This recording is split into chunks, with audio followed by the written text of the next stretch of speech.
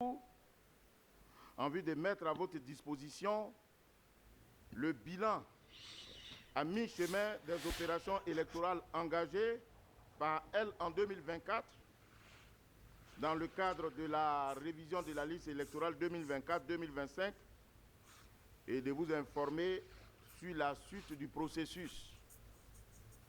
Pour rappel, après le précédent cycle électoral, des recommandations issues de différents ateliers auxquels vous avez vous-même participé, ainsi que des recommandations émanant des observateurs accrédités, ont été faites pour améliorer le processus électoral conduisant à l'élection du président de la République en 2025. Ainsi, au titre de ces recommandations, il a été instamment demandé à la Commission électorale indépendante de mettre désormais à la disposition des candidats la liste électorale définitive et suffisamment tôt pour la collecte de parrainage. Et pour ce faire, la révision de la liste électorale devrait donc débuter en juillet 2024 afin de permettre ou de mettre à la disposition de cette liste-là à la disposition des candidats. Cependant, prenant en compte vos préoccupations légitimes d'accroître la sensibilisation et pour s'assurer la mise à disposition des locaux, notamment les établissements scolaires, qui représentent la quasi-majorité de nos centres d'enrôlement, la Commission électorale indépendante a accédé à la demande de report de la date de l'enrôlement en juillet.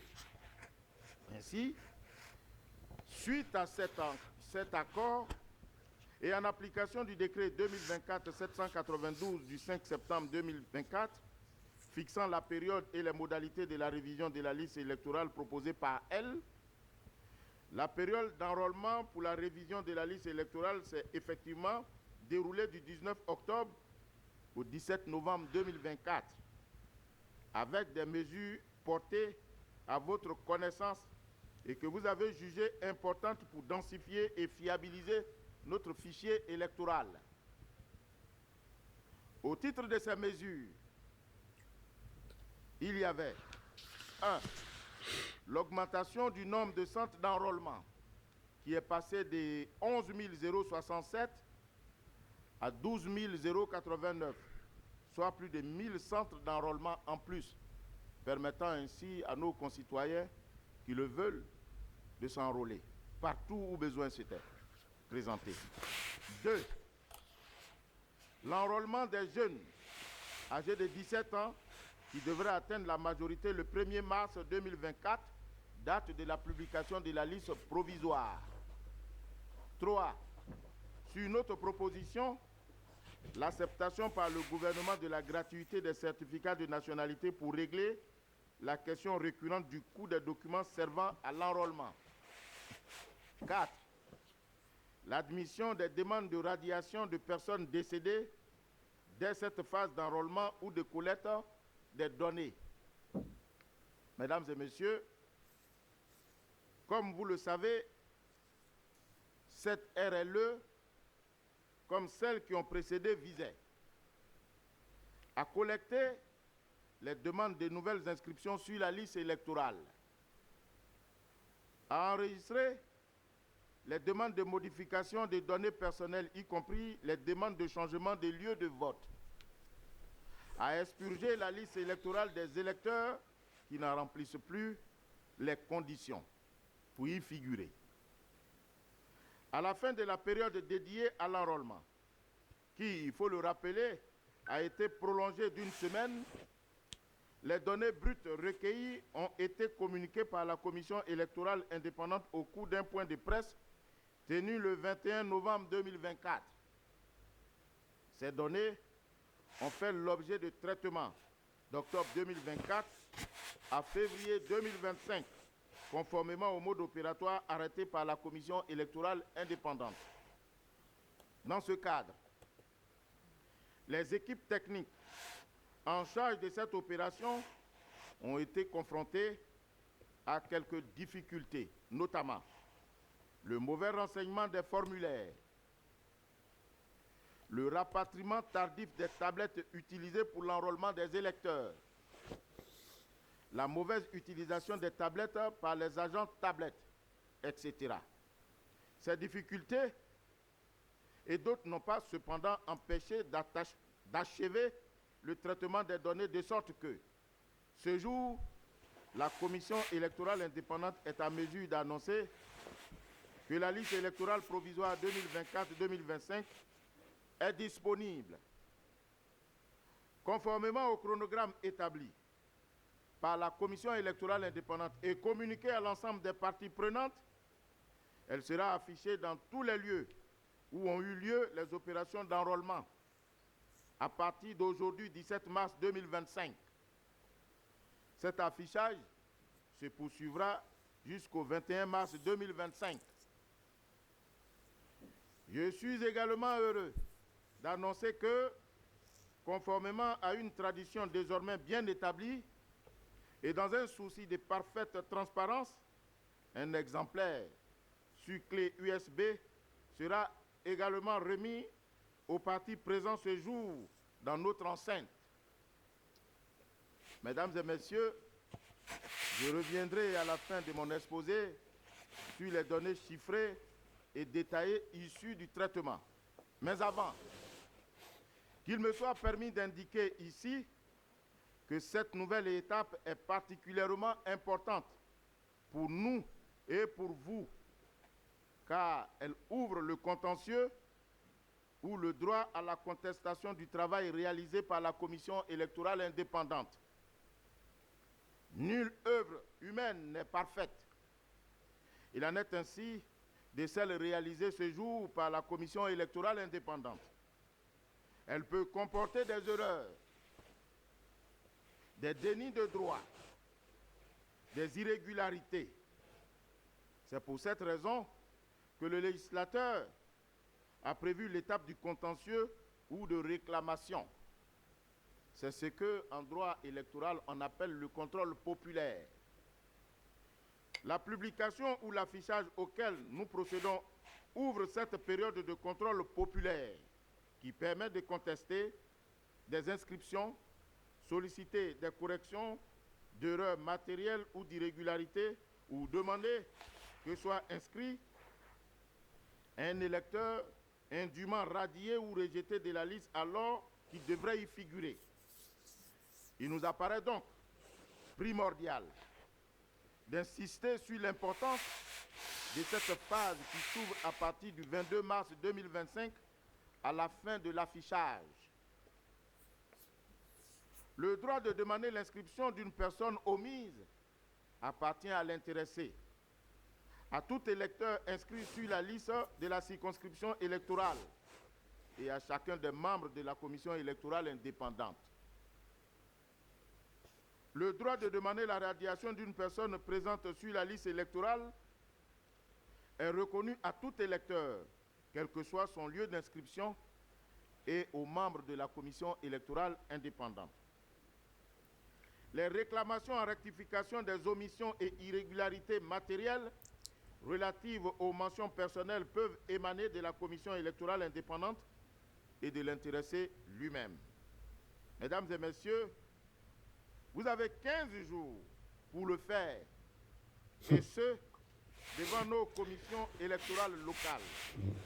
Tous les jours, du samedi 22 mars au mardi 20 avril 2025. À l'expiration de cette période, nos commissions procéderont à l'affichage des réclamations du 6 au 8 avril 2025. Ensuite, pendant 5 jours, elles pourront recueillir les observations sur ces réclamations du 9 au 13 avril 2025. À l'expiration de cette nouvelle période, la Commission électorale indépendante décidera de la suite à réserver aux diverses réclamations du 14 au 20 avril 2025. En d'autres termes, lorsque nous allons afficher la liste électorale, il vous est demandé de venir la consulter, de regarder. Est-ce que je suis sur la liste électorale. Est-ce que cette personne qui ne devrait pas y être se trouve sur la liste électorale? Est-ce que la mention des noms est correctement faite sur la liste électorale? Autant d'éléments pouvant justifier l'affichage ou bien la consultation.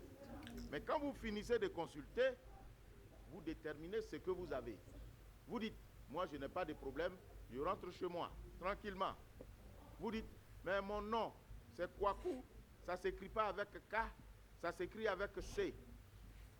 Ou bien, M. Tantampion est sur la liste électorale alors qu'il est décédé, ou bien il est déchu de ses droits civils et politiques. Ou bien, moi qui croyais remplir toutes les conditions, je ne me retrouve pas sur la liste électorale. Ce faisant, j'ai introduit ma requête auprès de la commission où vous êtes fait enrôler. Mais votre action peut porter sur quelqu'un ou même sur vous. Et pour cela, la commission va collecter toutes les réclamations, va les afficher pour que les personnes concernées par ces réclamations, pour respecter le principe du contradictoire, elles aussi puissent faire leurs observations.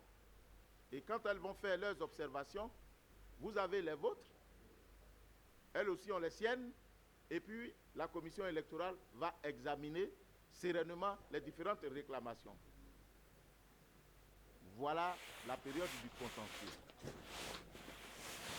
À toute fin utile, il me faut préciser que les réclamations faites devant la commission doivent être motivées et appuyées par des pièces justificatives pour ne pas qu'elles s'apparentent à une dénonciation calomnieuse, source d'infraction pouvant justifier une poursuite pénale.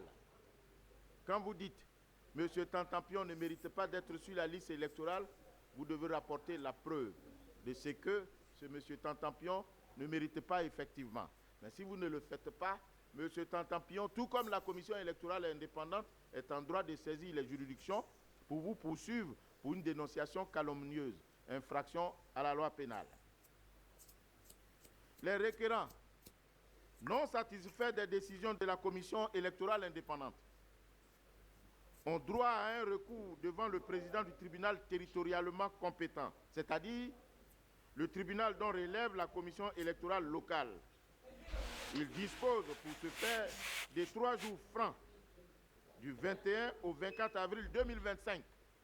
Alors, lorsque la commission va trancher, elle va rendre une décision qui peut emporter votre décision, votre adhésion, ou vous contrarier.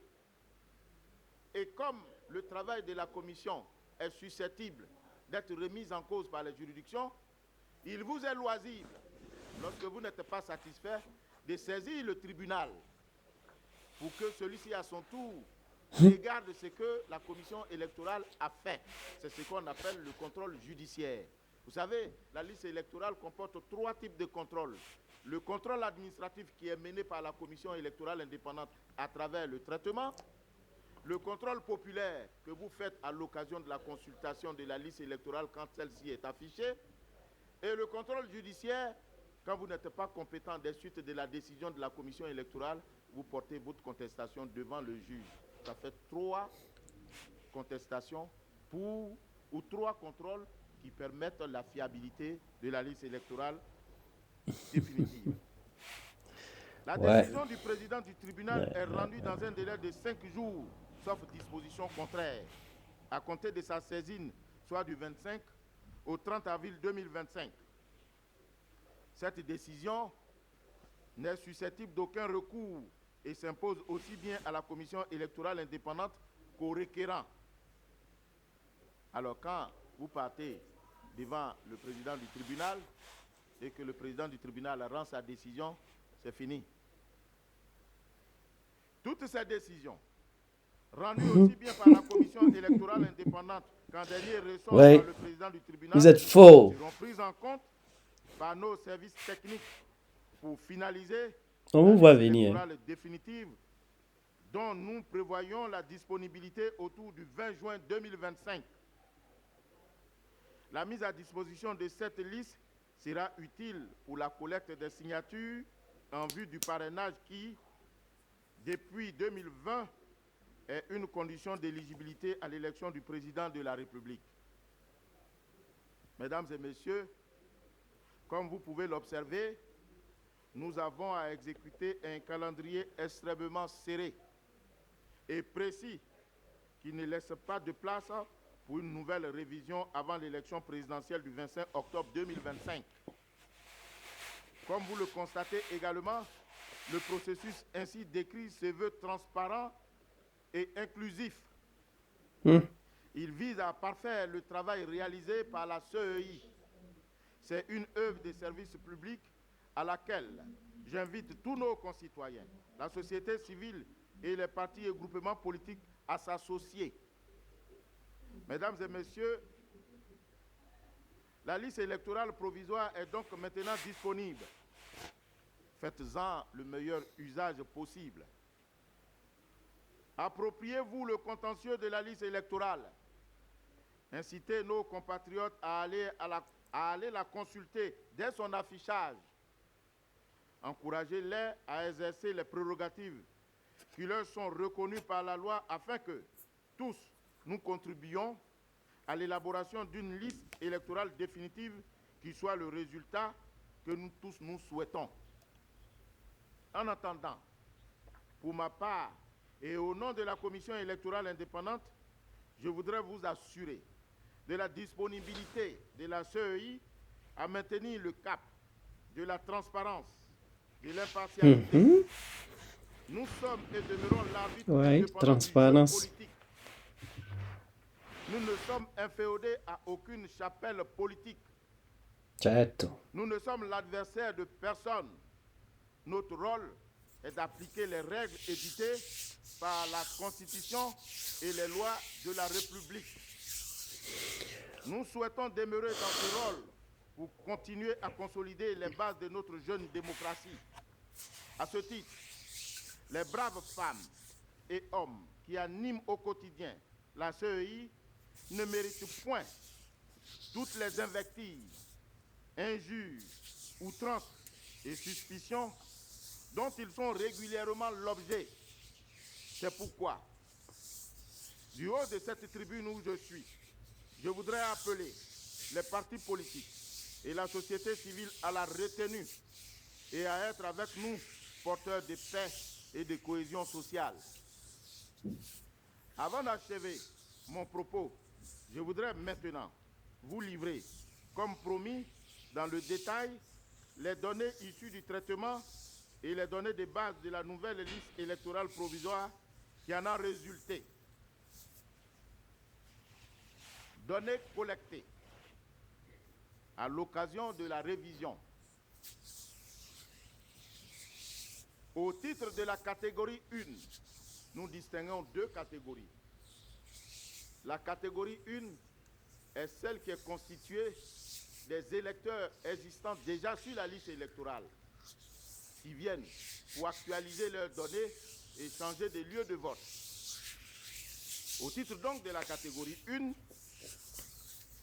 nous enregistrons 520 075 personnes. Au titre de la catégorie 2, il s'agit des citoyens qui viennent s'inscrire pour la première fois sur la liste électorale. Nous enregistrons, au titre donc de la catégorie 2, 968 962 personnes, soit un total de 1 489 962 requêtes enregistrées pour les deux catégories. À la suite de ces données collectées, celles-ci vont faire l'objet d'un traitement. Le résultat du traitement. Nous avons donc 56 210 requêtes rejetées, dont 8 152 requêtes d'électeurs qui avaient déjà sollicité un changement de données personnelles dans un premier lieu de vote, c'est-à-dire qu'ils sont déjà sur la liste électorale. À l'occasion de l'actualisation de leurs données, ils changent de lieu de vote ici et ils vont changer de lieu de vote ailleurs. Ils vont dans plusieurs centres d'enrôlement pour changer de lieu de vote. On ne prendra qu'un seul changement. Ensuite, 705 requête de catégorie 1 introduite hors période. Il vous souvient que pendant la révision, nous remettons des tablettes à nos agents et ces tablettes sont paramétrées des données de la liste électorale, mais également des horaires et des lieux où elles doivent servir. Alors quand il vient l'envie à un agent qui se laisse circonvenir par les soins de certains acteurs, il se peut faire qu'ils enrôlent les personnes en dehors des horaires. Ce faisant, ne le sachant certainement pas, alors la tablette va se révéler à eux au moment du traitement pour dire de telle heure à telle heure, voilà ce qui s'est passé. Nous avions à faire l'enrôlement de telle heure à telle heure, mais voilà des enrôlements qui ont été faits en dehors de l'horaire requis. Et la conséquence, nous rejetons ces enrôlements, même si les personnes remplissent les conditions d'âge et de nationalité, parce que tout simplement, les choses n'ont pas été faites dans les règles de l'art selon le mode opératoire. Toutes choses qui révèlent la rigueur du traitement. 44 506 requêtes de catégorie 2, enregistrées comme doublons. Vous savez, quand les gens viennent se faire enrôler, souvent ils font plusieurs enrôlements. Parce qu'ils restent souvent sensibles aux espèces trébuchantes et sonnantes que certains acteurs, peu enclins à la compétition, leur remettent. Et ce faisant, ils s'inscrivent ici, ils s'inscrivent ailleurs, ils vont partout. Il y a même un qui s'est inscrit 28 fois. Alors, quand c'est 5 000 francs l'inscription, c'est quand même une bonne petite économie, fut-elle frauduleuse. Alors, ensuite, nous avons 86 requêtes de catégorie 2 introduites par des personnes dont l'inscription avait été déjà refusée par le passé pour perte des droits civiques.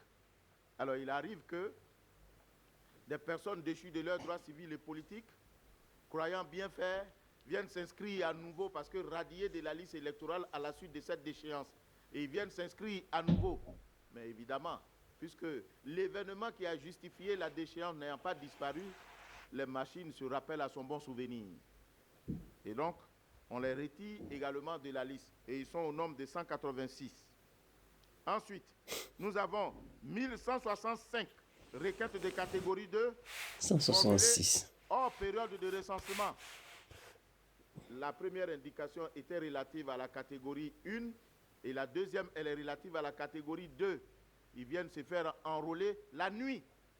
Mais ils ne savent pas que nos paramètres, nos tablettes sont en contact avec nos serveurs. Nous, on ne dit rien. On prend, mais après on les sort tranquillement. Parce que la démocratie ne s'acoquine pas la violence. Les règles sont là. Nous, on les a sortis et il y a eu palabre. Enfin, pour le moment, il n'y a pas de palabre. On va voir.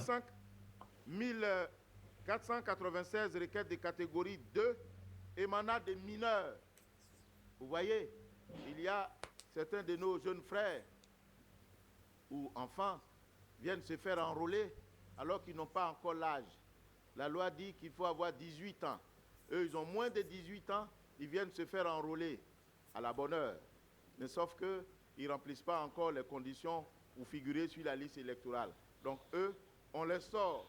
On les garde en attendant que lorsqu'ils seront majeurs, ils vont venir s'inscrire sur la liste électorale.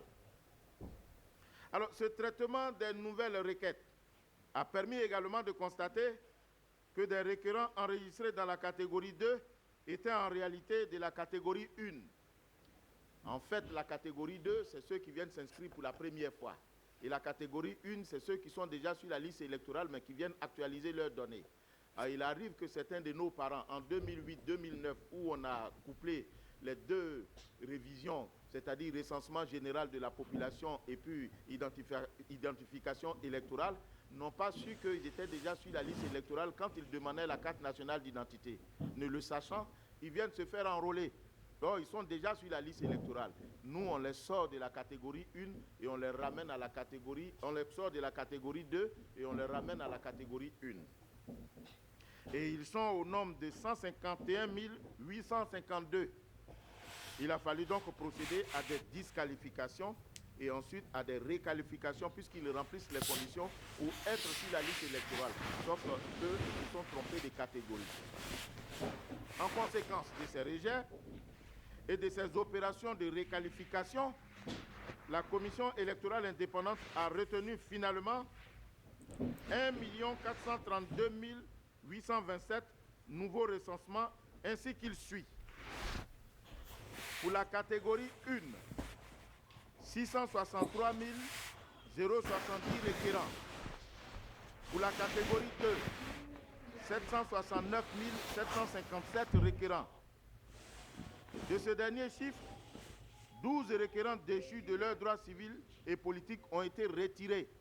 Vous savez, quand vous venez vous inscrire, nous on collecte toutes les données, mais après on soumet ces données à des critères prévus par la loi, parce que la loi dit ne peuvent s'inscrire que ceux qui bénéficient, qui jouissent de leurs droits civils et politiques.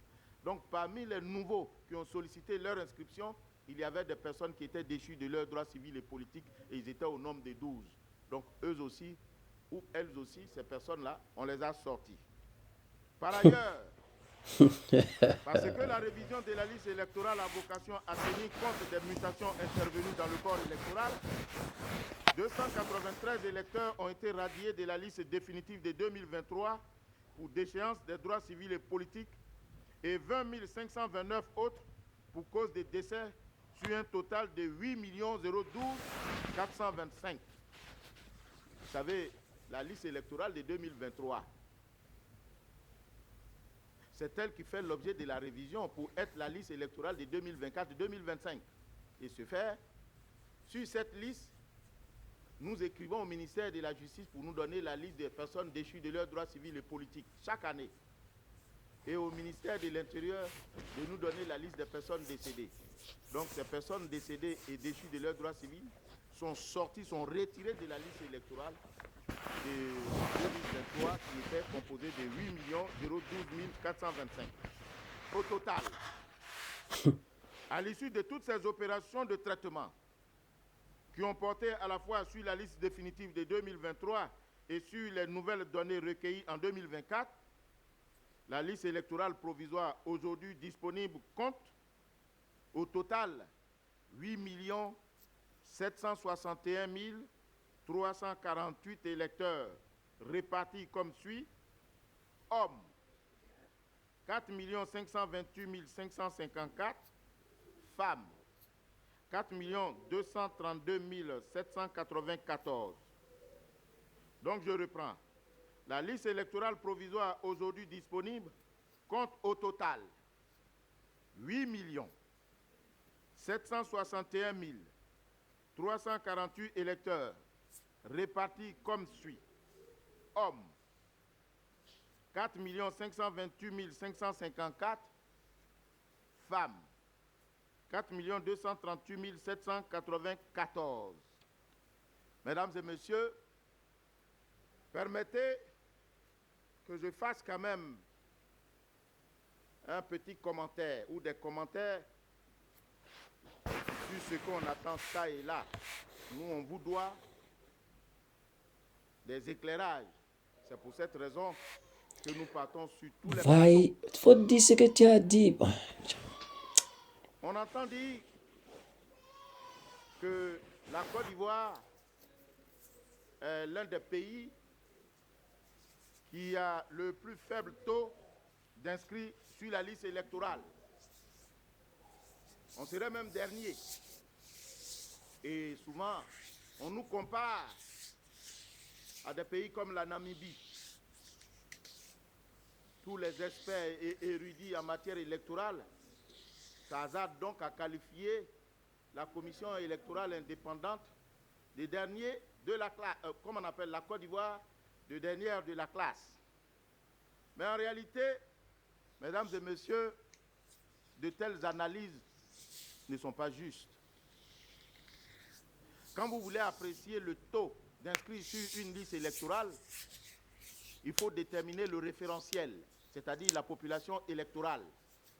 Vous ne partez pas sur la base de la population, vous partez sur la base de la population électorale.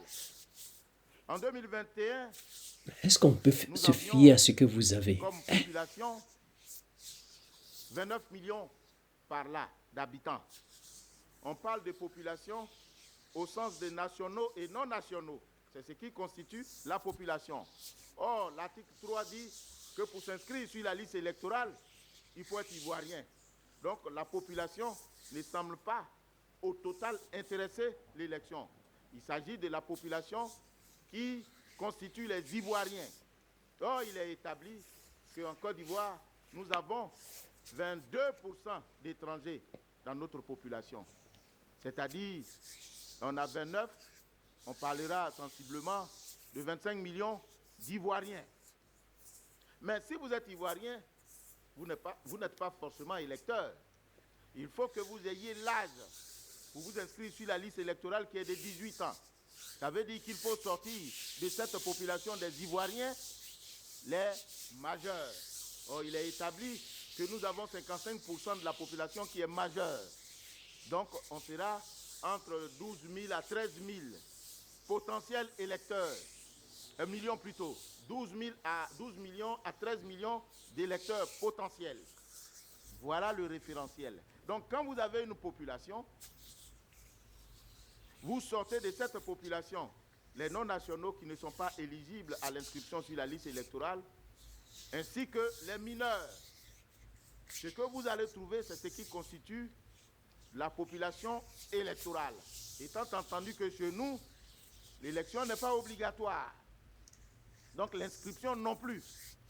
Donc c'est pour ça qu'on parle de potentiels électeurs. Donc aujourd'hui, en Côte d'Ivoire, puisque les statisticiens nous ont révélé que le taux d'accroissement de la population chaque année est de 2,5%. Donc on pourra dire de 2021, 2024, 2025, on sera dans l'ordre de 32 millions. Donc quand on a 32 millions et qu'on a 22% d'étrangers, on sera autour de 25 millions. Et ensuite, quand on sort les mineurs qui sont 45% de la population ivoirienne, on sera autour de 12 à 13 millions de potentiels électeurs. Et sur ces 12 à 13 millions, nous avons 8 millions 700 000 et quelques sur la liste électorale, soit 64%. Est-ce qu'on peut dire que nous sommes derniers? Ça, ce sont des chiffres. Faut faire l'analyse. On ne fait pas l'analyse sur... Sinon, les chiffres réels de l'élection, c'est pas ça. Les électeurs. Et les mineurs non plus. Donc, quand on fait ces analyses-là, il faut savoir raison garder. Et puis, la Namibie, ce n'est pas une terre d'immigration comme celle de la Côte d'Ivoire, où il y a à peine 4,8% d'étrangers. Donc, comparaison n'est pas toujours raison. Il faut qu'on se rapproche de la commission pour avoir les vraies informations. Nous n'avons pas, et vous non plus, vous ne devriez pas avoir des complexes à vous faire. Aujourd'hui, la Côte d'Ivoire a un système électoral fiable. Ce n'est pas parce que nous sommes à la commission électorale indépendante qu'on le dit. Il y a bon nombre de pays qui s'inspirent de la Côte d'Ivoire. Par exemple? Ici, le problème ne se trouve pas dans les dispositions, mais je pense qu'il se trouve du côté des acteurs. Ensuite, on entend dire aussi, on accuse la commission électorale indépendante de partialité. On dit on est inféodé au pouvoir, ou bien on est adversaire.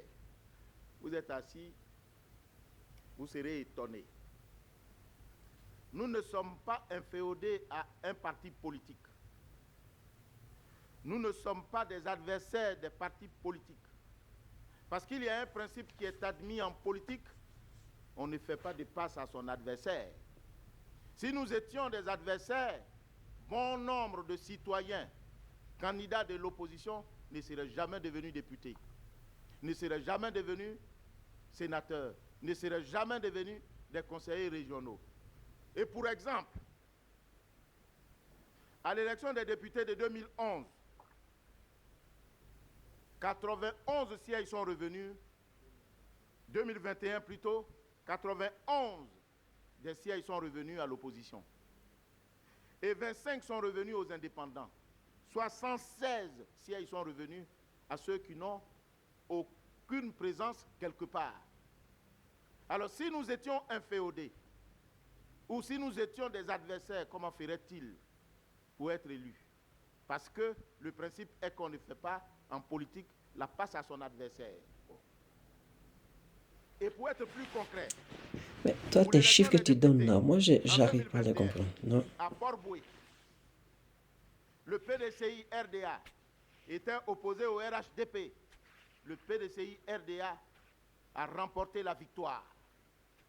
Si nous étions inféodés au pouvoir et que nous étions des adversaires, on n'aurait pas fait de passe à cet adversaire. À Yopougon, le PDCI RDA et l'EDS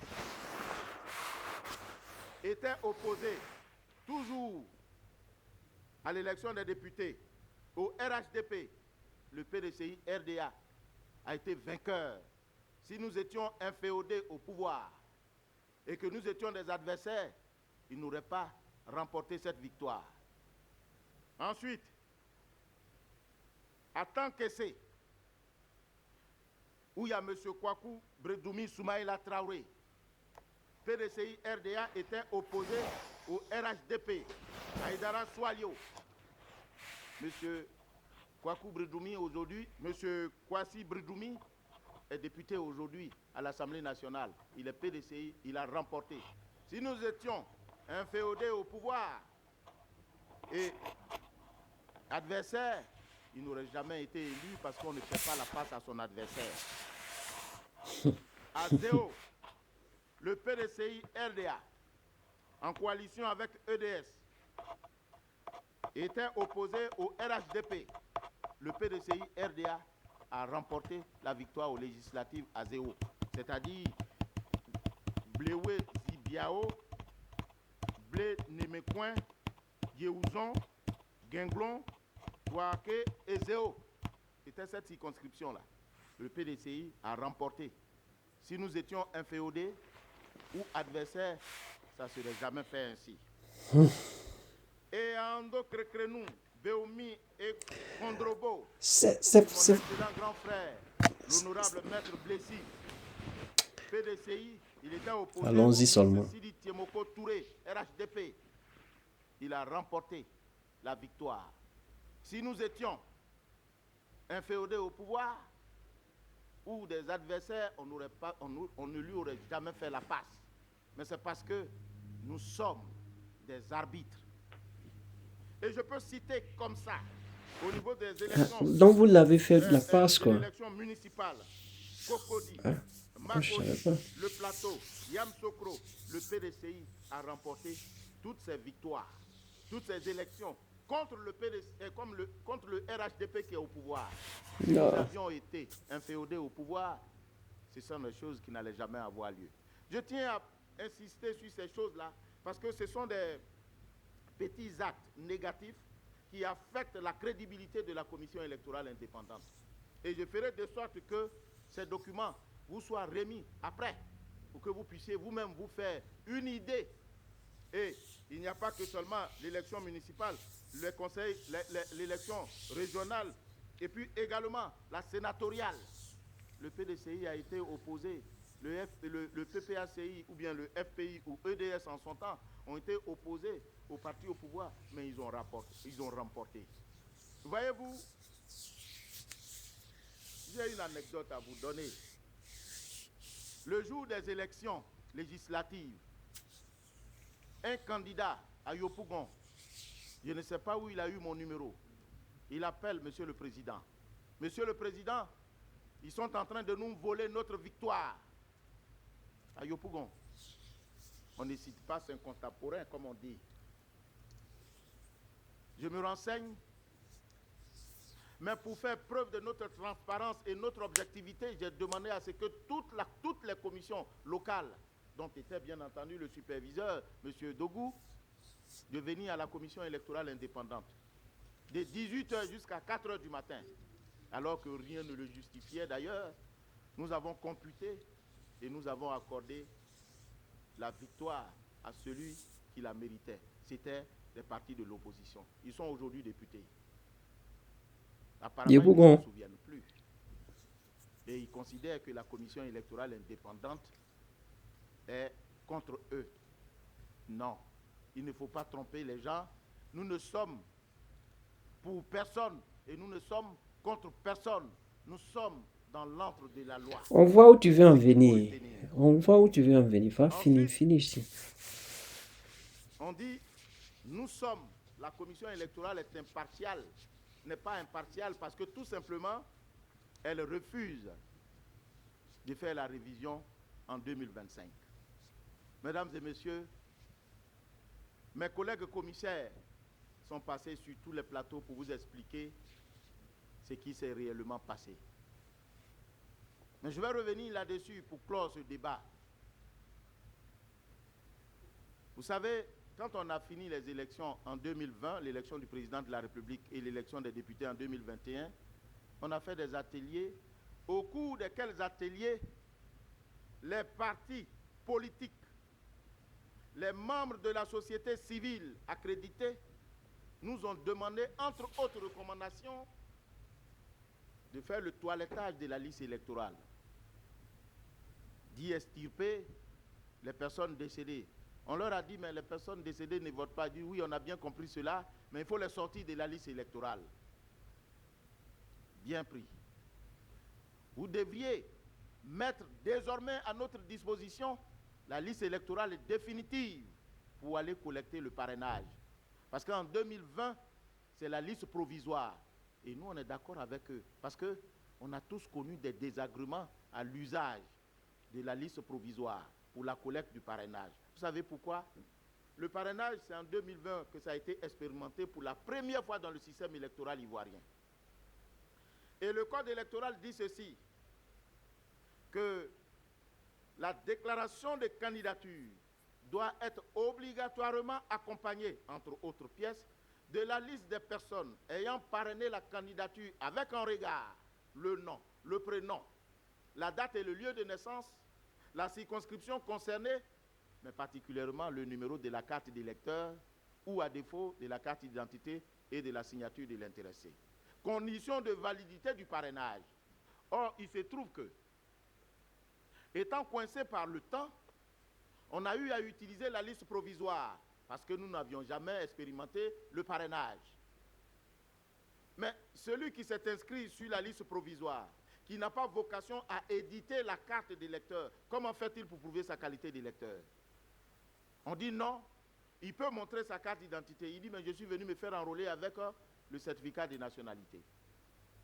Voilà pourquoi certains des candidats avaient perdu un certain nombre de parrainages à leur profit parce que les personnes ainsi inscrites qui ont parrainé leur candidature n'ont pu justifier leur qualité d'électeur.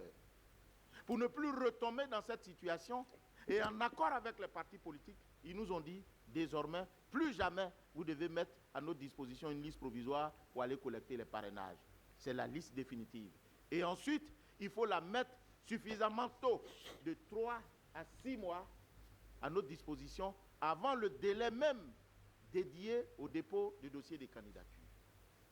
Mais c'est nos partenaires. On dit d'accord. Mais si vous voulez que ça soit fait ainsi, la révision de la liste électorale va commencer en juillet 2024. Ils disent d'accord. Venue cette date, ils disent il pleut. Ils disent qu'on n'a pas suffisamment sensibilisé nos militants. Donnez-nous du temps. Nous partons en septembre. En septembre, ils disent c'est la rentrée. Les parents seront plus préoccupés à l'inscription de leurs enfants à l'école que de venir s'inscrire sur la liste électorale. C'est comme ça qu'on a opté pour le 19 octobre jusqu'au 17 novembre. Tout ce que je dis, c'est comme aujourd'hui, ils sont tous là. Tous les partis politiques étaient là. Et on a fait ce programme. Mais quand vous reculez la date de la révision de la liste électorale, mais vous reculez également la date de la mise à disposition de la liste définitive à votre disposition. C'est tout. Et donc, nous sommes partis de juillet jusqu'en octobre. Mais la conséquence, On ne peut pas, puisqu'il était prévu de vous mettre la liste électorale définitive en mars, pour que vous ayez mars, avril, mai, juin, juillet et août même, 6 mois comme vous l'avez souhaité. Mais comme vous avez reculé, on ne peut plus le faire. On est obligé de vous donner la liste définitive en juin. Mais entre-temps, il faut qu'on fasse le traitement. Mais à notre grande surprise, une partie des acteurs politiques nous demande de faire la révision. Mais on dit on ne peut pas faire une révision dans une révision. On n'a pas terminé la révision qui est en cours. Parce que quand vous devez faire une révision, mais vous vous inspirez de la révision précédente. Or, celle qui précède n'est pas terminée. Comment vous allez paramétrer les tablettes? Vous savez ce qu'ils nous ont répondu? Non. Nous nous sommes accordés, vous pouvez faire le parrainage avec la liste provisoire. Chose que eux-mêmes, ils ont décrié au cours de notre atelier. Et aujourd'hui, ils nous disent, vous pouvez utiliser la liste provisoire. Mais les règles ne sont pas faites seulement que pour vous. Nous aussi, on a eu des problèmes à l'utilisation de la liste provisoire. Voilà autant d'éléments qui ont justifié qu'on ne fasse pas droit à cette requête. Encore que, nous avons dit que lorsque on se rencontrait, conscient de ce que on n'allait pas faire la révision de la liste électorale en 2025, on a augmenté le nombre de centres d'enrôlement et on a autorisé les mineurs de 17 ans à se faire enrôler en 2024 pour qu'avant la publication en 2025, ils puissent, devenir majeurs, ils puissent s'inscrire. Voilà. C'est tout le sens de notre mécanisme, de notre accord. Or, que dit le Code civil sur les accords? Les accords ou les conventions légalement conclues entre les parties tiennent lieu de loi à ceux qui les ont faites. Si vous avez décidé de vous accorder sur des points, mais ces points-là deviennent votre loi. Ce sont ces points-là qui constituent pour nous notre obligation. Or, il se trouve que on dit non, il faut nécessairement qu'on fasse la révision. On dit bon, on va faire la révision. Mais laissez-nous terminer cette révision, finissons l'élection du président de la République, et puis on va faire certainement la révision après. On dit haro sur le baudet. Pourquoi? Mais vous vous foutez de nous? Mais la révision de la liste, elle est faite pour l'élection du président de la République, c'est faux. Que dit l'article 6, dont tout le monde s'inspire tant? L'article 6 dit ceci. La liste électorale est tenue à jour annuellement pour tenir compte des mutations intervenues dans le corps électoral. Ce qui motive une révision, ce n'est pas une élection. Ce sont les mutations qui sont intervenues dans le corps électoral. C'est pour cette raison que la révision se fait en dehors des années électorales. Si la révision était liée à l'élection, on ne l'aurait jamais fait en 2023. On ne l'aurait pas fait en 2024. Vous avez fait une élection en 2024? Est-ce qu'on a fait une élection en 2022? Mais c'est parce que justement, la mutation dont on a parlé tout à l'heure, c'est-à-dire l'actualisation des données, l'âge, et puis les décès et les déchéances des droits civils, qui sont des mutations qui interviennent dans le corps électoral, naissent chaque année. Et il faut mettre à jour. En fait, le nom véritable même de cette opération, c'est révision mise à jour. Voilà tout le sens. Alors on dit, la commission électorale... Ouais, mais tu ne parles pas de l'année écoulée si tu as eu à faire une révision correcte. Tu ne parles pas de ça? L'article 6 dit que vous devez faire annuellement la révision de la liste électorale. Bien d'accord avec vous. Sauf que l'article 11 dit quoi? La période d'établissement de la liste électorale ainsi que ses modalités pratiques d'exécution sont fixées par un décret pris en Conseil des ministres sur proposition de qui? Sur proposition de la CEI. C'est la CEI qui détermine la période. Ce n'est pas vous. Et vous nous avez demandé, on dit, bon, comme vous nous avez envoyé en mission, nous allons le faire maintenant, mais après nous allons faire. Vous dites non, mais alors, pourquoi vous voulez qu'on... Ça sert à quoi de faire ça après? Celle-ci contrarie la loi. Vous nous interpellez parce qu'on doit faire la révision annuellement, parce que contenu dans la loi, mais on vous dit que cette même loi dont vous vous inspirez, vous trouvez le charme de nous informer chaque fois, de nous rappeler à nos obligations, dit également que c'est à la commission de déterminer la période d'établissement de la liste électorale. Vous dites non, on ne nous soumet pas à cela. Mais vous savez, j'ai un souci avec telle façon de procéder. La commission a un souci avec cette façon de procéder. Vous savez, il y a une locution latine d'origine romaine en droit qui dit ceci. Tu patere legem quam fecisti. Souffre de la loi que tu t'es toi-même faite. C'est-à-dire, quand tu te fais une loi, tu supportes les conséquences de cette loi. Pour l'appliquer à notre pratique ici, avant, c'était le ministère de l'Intérieur qui organisait les élections.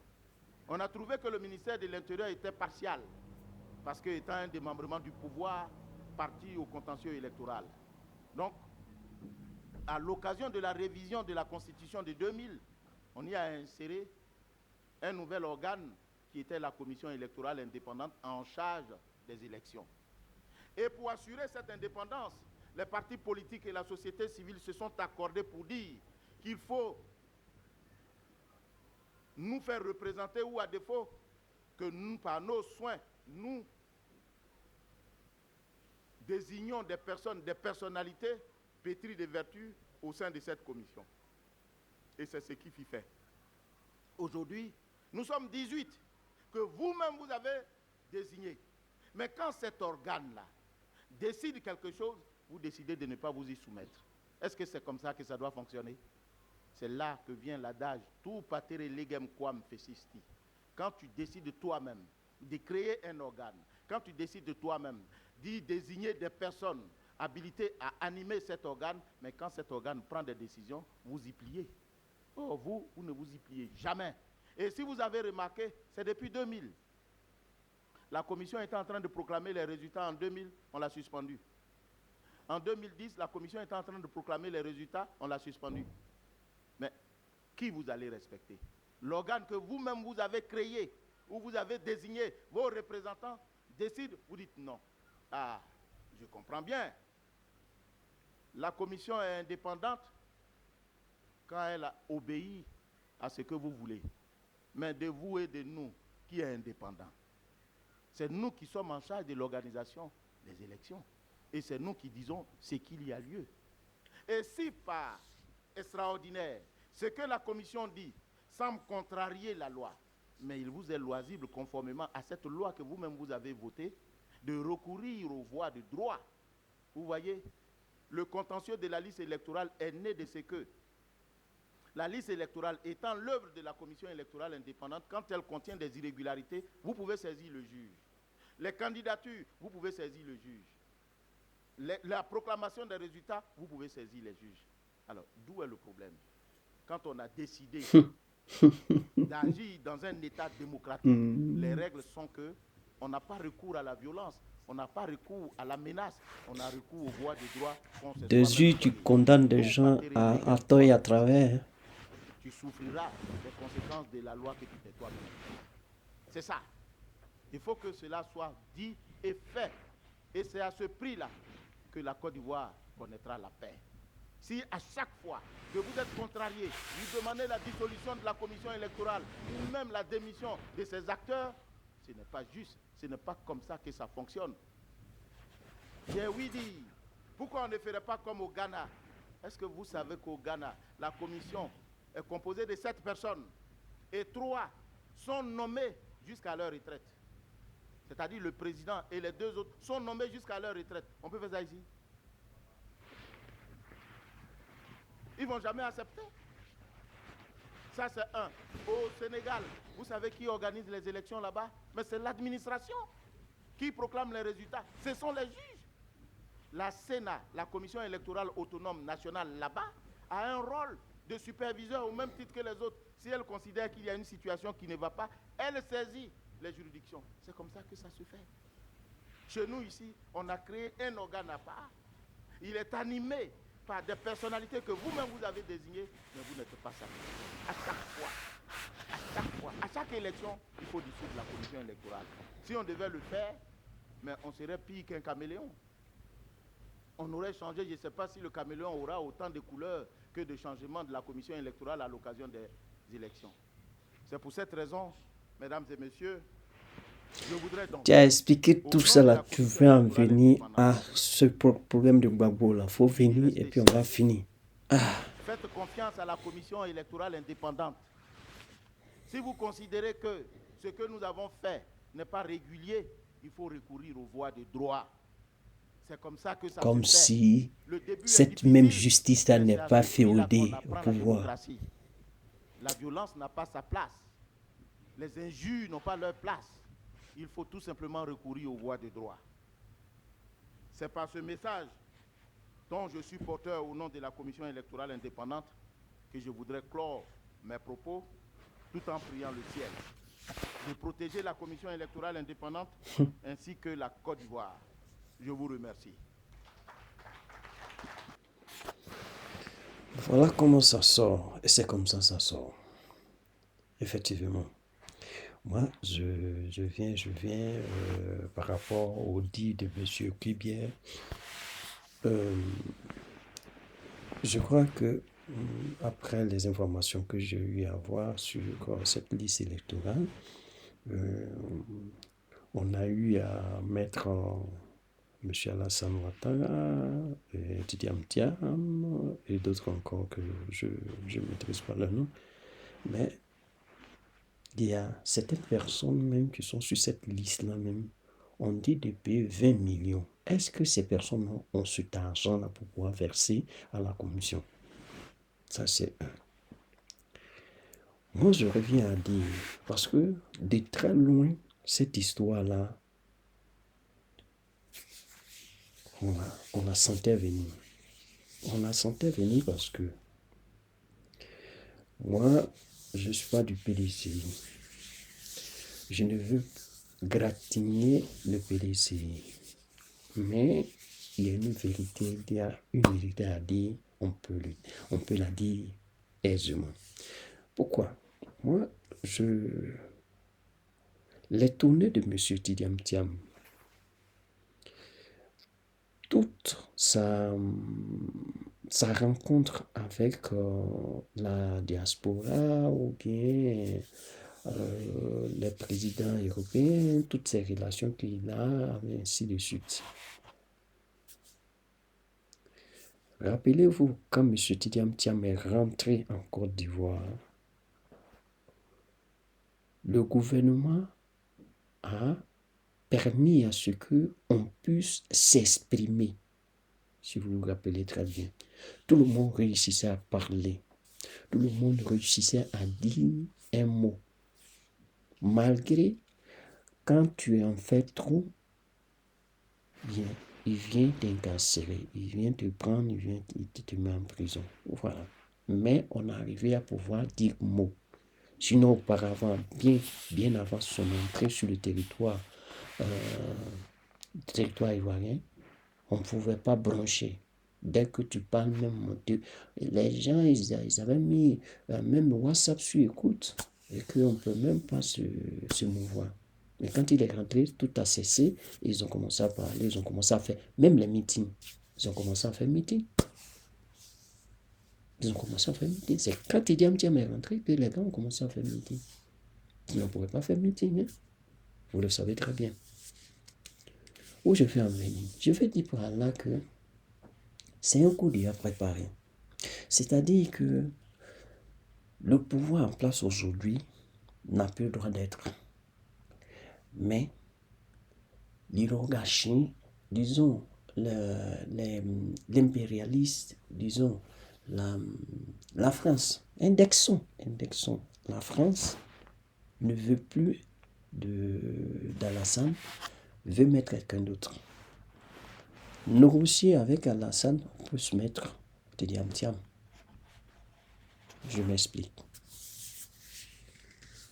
Comme je le disais auparavant, quand lui il est rentré, on a commencé à pouvoir faire des meetings, on a commencé à parler, on a commencé à faire ceci, on a commencé à faire cela. C'est un coup monté quand il disait non, si tu ne fais pas, comment on appelle ça, tu ne seras pas sur la liste électorale si tu as encore la double nationalité rentrée. Ça, c'est de la poudre aux yeux. C'est tout ça là pour faire comprendre que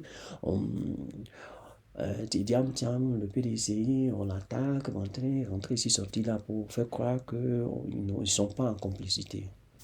C'est une complicité. Pourquoi le mec n'a pas dit, il n'a pas donné, comment donner, sur le champ, il n'a pas donné sa candidature. Le président Alassane. Alassane n'a pas donné n'a pas dit qu'il allait se présenter. Il n'a pas dit. Il n'a pas dit dès le départ. C'est sur cette liste-là, moi j'entends que ouais, il se présente. Ok. À la suite de tout ça, pour réussir à éliminer quelqu'un, on ne veut pas mettre le nom de M. Laurent Gbagbo sur la liste parce que ils savent que le monsieur, il est populaire. Même étant face à Tidiane Thiam, le gars, il gagne. Il va gagner. Ça, il n'y a rien à faire.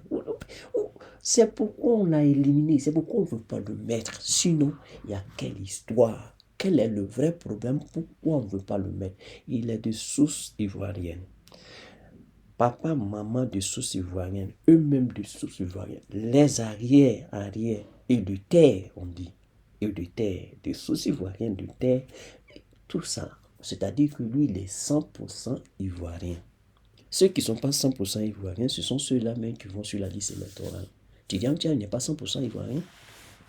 Donc, Amédi, on ne peut pas discuter avec ça. Il n'est pas 100% ivoirien. Son nom l'indique qu'il n'est pas 100% ivoirien. On dit chez les Baoulés, c'est le matriarcat. Mais ça n'a rien à voir. Il est un côté sénégalais. Il n'y a rien à dire. Même s'il vient de la famille Oufoué, mais il n'est pas 100% ivoirien. C'est tout. Est-ce que ça, il y a problème des gens? Non, ça saute à l'œil. Ivoirien, il est grand détail, comment, mais comme Tidiane Thiam, il n'y en a pas. Tidiane Thiam, il est sénégalais. Il n'a qu'à faire comme il veut, mais il est sénégalais. Il a un côté sénégalais, un côté ivoirien. C'est ça, moi, qui est ivoirien. À la suite de ça, on a éliminé M. Laurent Gbagbo parce qu'on sait que c'est un adversaire potentiel, un adversaire invincible. Un adversaire invincible. Donc, ils ne peuvent pas se mesurer à ce monsieur parce qu'ils savent que c'est vraiment un adversaire coriace. Et ils ne peuvent pas. Voilà.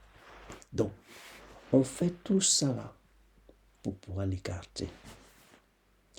Et ce que vous oubliez, c'est vrai, nous sommes ivoiriens. On a ce petit pincement du cœur de ne pas vouloir s'aimer la zizanie partout, de ne pas vouloir gâcher notre pays de paix, ne pas mettre le feu dans ce pays qu'on aime tant. Voilà. On aime trop notre pays. Donc voilà pourquoi c'est les troubles là, on évite très souvent. On se laisse pas aller. C'est ça le petit problème. Mais n'oubliez pas. Hey, c'est. Donc, pour dire vrai, dans tout ça, il y a la manigance entre Tidiane Thiam et comment il s'appelle là même, le président Macron. Je vais dire quoi par là parce que vous voyez très bien. Le président Gbagbo est bien clair dans ses dires, il est bien clair dans son cheminement, il est bien clair dans ce qu'il veut entreprendre avec la Côte d'Ivoire, ce qu'il veut faire pour la Côte d'Ivoire. Il a dit s'il est élu, ça ne lui dérangeait pas de composer, de travailler avec l'AES. Donc, travailler avec l'AES, ça veut dire s'éloigner de la France-Afrique. Donc, si un tel président vient au pouvoir, ça veut dire que la France-Afrique n'aura plus sa place dans l'Afrique. C'est-à-dire que la France-Afrique ne va plus exister et la France-Afrique va disparaître. Donc, les Français, la France, c'est-à-dire le gouvernement français aujourd'hui, ne saura plus où va aller puiser ses ressources. financière. Donc, par rapport à ça, il ne faudrait pas mettre quelqu'un qui ne veut pas traiter directement avec eux, qui ne veut plus traiter avec cette France-là, qui ne veut plus avoir à que faire avec cette France-là. Donc, si il y a ce changement de gouvernance, la France perd tout. Elle sera obligée de se replier sur elle-même, qu'elle ne sait pas où aller, elle ne sait pas comment s'en sortir. Alors, c'est un gros problème. Qu'est-ce qu'il faut faire? Il faut chercher à éliminer les potentiels opposants qui peuvent, qui peuvent, comment on appelle ça? Appelons ça comme ça, mettre les bâtons dans les roues pour ne pas les laisser s'installer en plus. Parce que si vous allez voir, en Afrique occidentale, quels sont les pays qui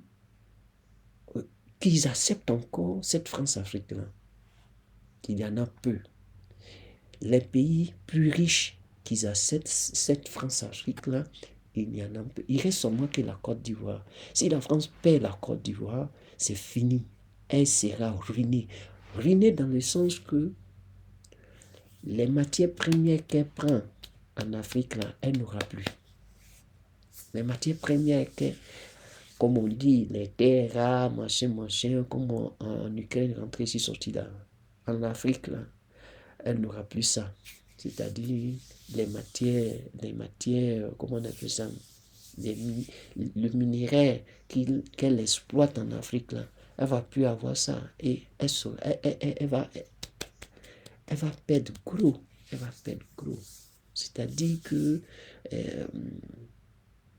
son financement, ou bien je peux dire, son budget, qui était à coût de milliards, va descendre à coût de millions. Milliards, là, ça va descendre à coût de millions. Donc, quelque part, c'est pour dire quoi? C'est pour dire que la France va tout faire, va tout faire. Et moi, je dis, si aujourd'hui, le parti au pouvoir change, c'est-à-dire que ceux qui sont au pouvoir aujourd'hui sont remplacés par, comment on appelle ça, le PDCI avec à la tête Tidiam Tiam, vous allez comprendre ce que moi je suis en train de dire aujourd'hui. Vous qui écoutez là, d'ici dans 5 ans, vous allez me dire, vous allez venir dire sur cette même vidéo, vous allez prendre ça et vous allez parler. Cette même France-Afrique va continuer. Cette même France-Afrique va continuer parce que Tidiam Tiam, on l'a déjà vu venir.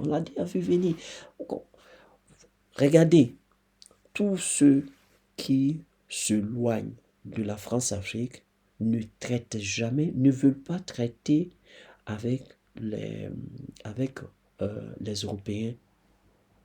Parce que ces Européens-là ne veulent pas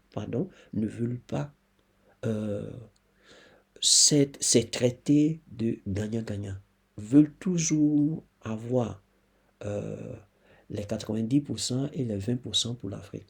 C'est toujours comme ça. C'est-à-dire que crayonner l'Afrique. Et quand vous allez voir quelqu'un qui traite avec ces Européens-là, c'est-à-dire que ce dernier va continuer sur les mêmes traités, sur les accords du passé, va toujours accepter les accords du passé. Pourquoi ce monsieur Tidiam Tiam, subitement, d'un coup, d'un point à l'autre, il est rentré en Côte d'Ivoire pour faire la politique? Posez-vous la question, comment se fait-il qu'il est rentré subitement à un an des élections, il est rentré pour faire la politique?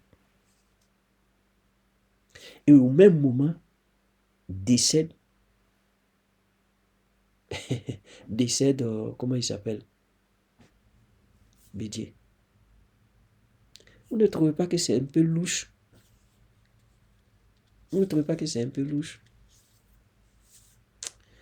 Vraiment, moi, cette Côte d'Ivoire, il va falloir la mettre en tatami, trier et puis essayer de repartir à zéro. Parce que ce qu'on voit autour là, c'est vraiment pas bien. Nous, moi je dis toujours, quand je parle de nos arrière-enfants. Nos arrière-enfants là, qu'est-ce qu'ils vont pouvoir devenir si jamais ce pouvoir continue dans ce sens? Regardez le Burkina, regardez le Mali, le Niger. Le Sénégal traîne trop les pas. Moi, je dis, le Sénégal traîne trop les pas. Parce qu'on ne voit pas vraiment ce que le Sénégal veut faire et ce qu'est Pierre en train de danser. Mais regardez ces trois pays-là d'abord. D'ici dans 5 ans, moi je dis d'ici dans 5 ans, on ne pourra pas rivaliser avec le Burkina, ni le Mali, pour ne pas parler du Niger. Et restez là pour voir. La vidéo elle est longue. Je suis désolé, mais moi je voulais faire entendre tout ce qu'il lui il avait à dire. Mais il a parlé gros. Les essentiels là, il a laissé ça. Hein. Il sait où on pouvait le bloquer avec des questions. Et il n'a pas pu assister, il n'a pas pu terminer, comment on appelle ça, euh, l'audition, pas l'audition, sa conférence.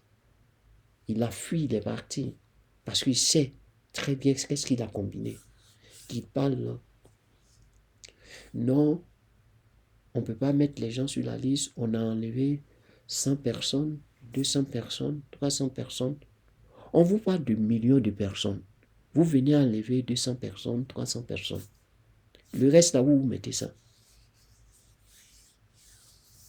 Quand vous parlez, quand vous dites, ouais, les gens parlent dans le dos, les gens parlent et ils viennent vous dire non, vous êtes féodés au pouvoir et vous êtes contre. Oui, vous êtes féodés au pouvoir et vous êtes contre. Pourquoi? Quand vous enlevez le nom de M. Laurent Gbagbo sur la liste électorale, vous enlevez le nom de Guillaume Soro sur la liste électorale. Vous enlevez le nom d'une autre personne encore que je ne retiens pas le nom. Vous enlevez ces noms-là. Par rapport à quoi vous enlevez? Par rapport à quoi? Non, il est condamné pour 20 ans et il a braqué la banque, rentré sur sorti là. Est-ce que ce sont des faits vérifiés? Bon, vous dites faites recours à la justice. Cette même justice est féodée au pouvoir. Pourquoi? Parce que cette justice-là ne fait que condamner des personnes. Moi, je prends l'exemple de choses, comment on appelle ça? Le gars là, comment il s'appelle là même? Le gars du PDCI là, qui a été. Aïe, aïe, aïe, je suis.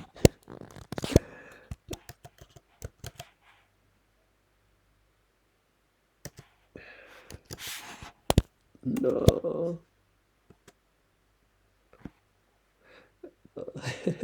C'est revenu. Bon, bon on va faire ça comme ça. Le gars du PDCI, le jeune hybride là.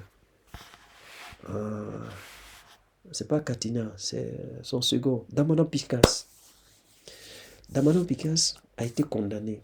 Il peut pas sortir de Benjerville et il peut pas aller plus loin.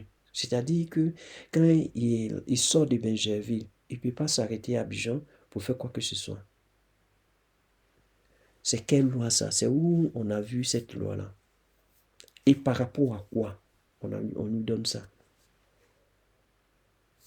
C'est même chose. Il y a un autre encore, notre collègue, on lui a fait même chose. Lui, il est de Korogo, on dirait. Et quand il quitte à Korogo, il ne peut pas s'arrêter en cours de chemin pour boire de l'eau. Ou bien si sa voiture est en panne, il ne peut pas s'arrêter. C'est quelle loi ça? C'est quelle loi? Et par rapport à quoi? On lui donne ces restrictions-là. Par rapport à quoi? Des trucs qui ne sont même pas fondés. Et vous parlez de justice. C'est cette justice-là, on va se fier. Mais vous vous foutez de la gueule des gens. Hein? Qu'est-ce qu'il a dit encore? Il y a des gens qui viennent s'inscrire la nuit. C'est vous-même qui donnez les tablettes. C'est vous-même qui préprenez les tablettes. Donc, si on dit, vous travaillez jusqu'à 18 heures. À 18 heures, c'est fini. À 18 heures, c'est fini. Vous laissez les tablettes et vous rentrez à la maison. Personne ne doit prendre les tablettes pour aller à la maison. Donc, si cela est possible, c'est parce que vous avez permis ça. Ou bien, il a dit quoi encore? Il a raconté trop de choses, des bêtises. Quand il parle de l'élection, l'article 6, l'article 6, tu dis qu'on doit faire élection chaque année. Chaque année, tu as eu à faire les élections. La révision des listes, tu as fait ça chaque année. Si tu avais fait ça chaque année, ça ne te causerait pas de problème. C'est parce que tu ne faisais pas et tu n'as pas fait.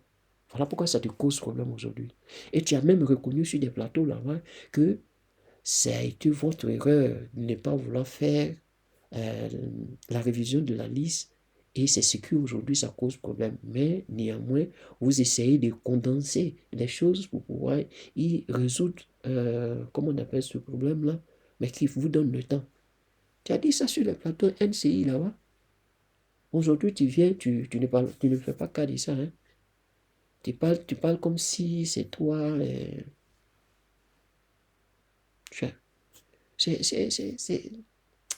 C'est pourquoi on dit, vous n'êtes pas de bonne foi. Vous n'êtes pas de bonne foi et vous ne travaillez pas régulièrement. Vous ne travaillez pas vraiment comme il se doit. Donc, arrêtez de nous mettre à la poudre aux yeux. Arrêtez. Ouais. Bon, je ne sais pas. Moi, je vous ai déjà dit, ça là, c'est des trucs où vous ne savez pas ce que vous êtes en train de créer. Parce que si cette jeunesse se révolte, vous-même, vous n'allez pas vous retrouver. Parce que vous êtes en train de piétiner l'avenir de la jeunesse. Vous êtes en train de détruire l'avenir de la jeunesse. Parce que demain, cette même jeunesse-là, elle ne saura pas où aller. Parce que la gestion de ce pays, tel que ça a été fait aujourd'hui, et ces personnes qui vont venir après, de toute façon, vous êtes en train d'organiser, vous allez voir que demain, ces jeunes-là n'auront pas d'avenir. Et ça, du moment où ils s'en rendent compte, ils vont se révolter contre vous. Vous êtes là, vous serez là, et vous allez vivre. Sur ce, moi, je vais vous dire merci, mais on a une prochaine fois. Je suis désolé de faire une longue vidéo, mais je ne pourrais pas faire ça autrement. Je suis désolé.